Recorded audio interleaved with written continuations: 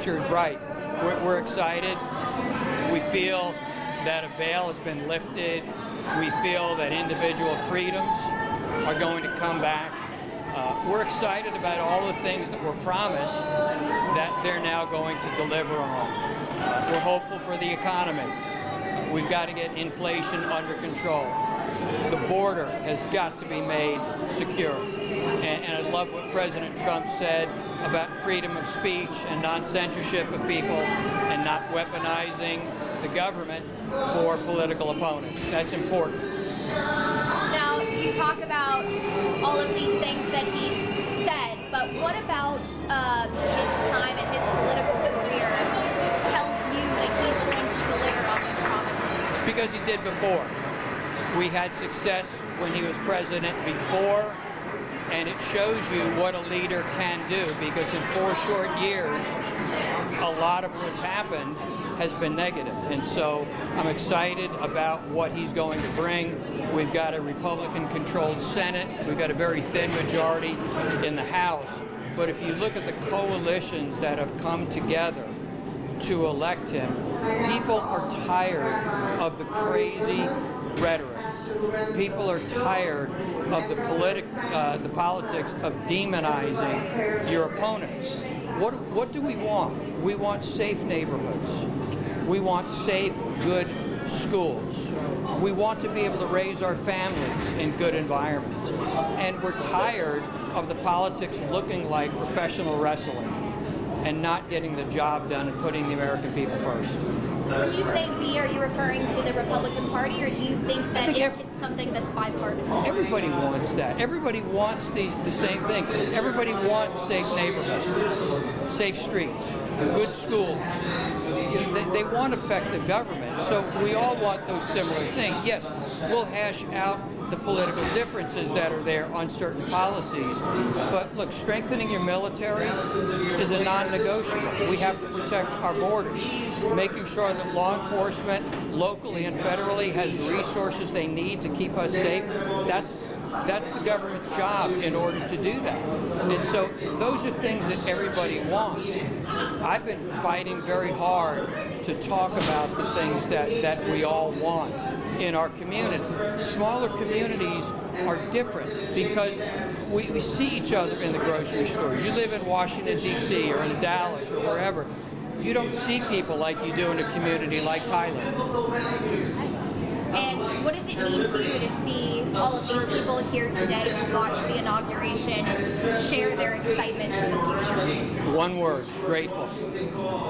I want to kind of touch on the other side of the aisle. What would you say to, if you have any message at all, to the Democrats in Smith County who might not be excited about today or who have fears of what the future holds? Do you have any words of reassurance for them? Talk to me. Don't talk at me. Talk to me. Come hear why I believe what I believe. I listen to you too. I'm not asking you to agree with me on everything that I believe in, but what I am saying is that you've been supporting failed policies. You've been supporting people who knew that President Biden was not all there mentally, and yet nobody said anything. You knew that open borders were a bad thing for this country, and we let it go. We knew that pulling funds away from our law enforcement officers was a bad idea. So join us and listen to us, and let's make this good for everybody. Now, I know you said, or you touched on people's distaste with Biden's mental capacity. President Trump will be the oldest president in history at the end of his term this year. Do you think that's going to have any effect on his leadership? He's shown absolutely no decline whatsoever. There are many people who live long and fruitful lives, and it's not when you turn 80 years old. Heck, I'm 67. So I don't want anybody to tell me in 13 years I'm no good to anybody.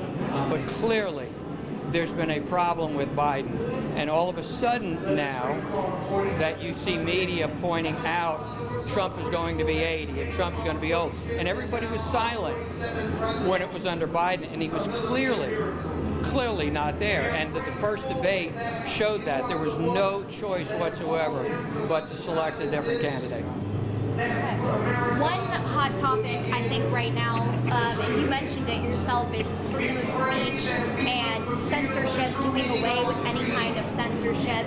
I know we just went through this whole crazy TikTok ban, and then within 24 hours it was back, and there's all this talk with fact-checking with Meta.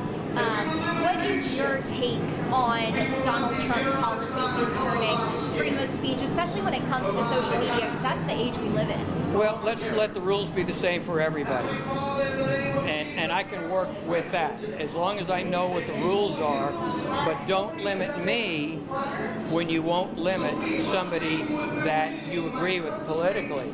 Look, social media is there to express, and what's been ruled as dangerous content is complete nonsense. We're expressing different opinions. I've expressed things on Facebook and I got a message back, and it's not inflammatory whatsoever. It's a statement of what I believe or a statement of policy. Can you give me an example? Well, I mean, even censoring of people with faith-based messages, of Christian-type messages. So there are methods, there are posts that I'll put out that are, could be something to promote a Republican event. And you see that nobody's seeing it. And yet you post something later on with a different message, and a lot of people see it. So you can look at those kind of metrics and see what people are, it's not just what they're responding to, but what they're actually seeing, and then have a chance to respond to it. I also want to touch on the fact that today is MLK Jr. Day, obviously a very important day in American history every year. And then on top of that, we have Inauguration Day. What do you think the culmination of those two events means to Americans? I think we make it what we want, honestly. I think it just happened this way. There is a constitution that says when we have our events, and so it's a coincidence that it happens on a day like today, but I think we recognize both. There's room for everybody. We need to recognize what Dr. King did. We need to recognize what he means to people of all colors today, and so it's important. What's your final take on what's happened today, and what kind of message do you have for the Republicans and just the people in general as a political figure in Smith County? This is why America is the country it is, and why it is so great, because we just witnessed a miraculous event that is the peaceful transition of power. And not every country experiences that. And that is the miracle of the U.S., the miracle of the Constitution. Okay. Does it surprise you at all that there was a peaceful transition? No, it should always be that way.